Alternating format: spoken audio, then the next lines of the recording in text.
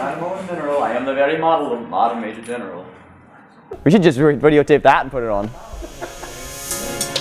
And this might be something that is not relevant. Our pelvis is connected to our back. It's relevant stretches. You just take a knee, and instead of just and you feel it really wrecking in the hip flexor. Overly flexing as they squat down and they round their back. Feel that neutral part, and then go into your squat tilt. Push your low back into the ground.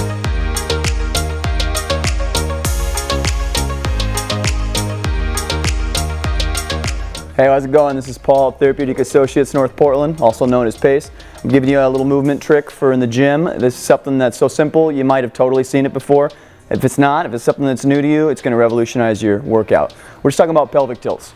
The way that your pelvis can move forward or anterior. We call it an anterior pelvic tilt or forward pelvic tilt, and posterior pelvic tilt. And it's attached to your lumbar spine, it's attached to your femurs. So as you move forward, your lumbar spine starts to extend. As you do a posterior pelvic tilt or backwards pelvic tilt, you'll feel your back start to flex. Now you can incorporate this into lots of exercises. Let's just start with one.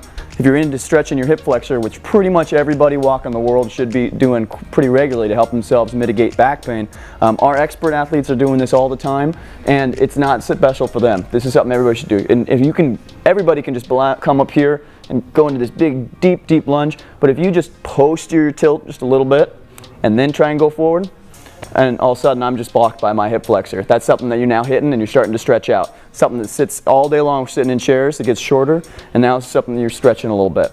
You can also do it up into your squats. If you're in the gym and you're working on just getting up and down, lots of people find that they really struggle staying upright, they round. And that's a posterior pelvic tilt that happens at the bottom. Sometimes they correct that by overly extending and putting a whole bunch of strain on their muscles of their back. And that leads to a different type of back pain.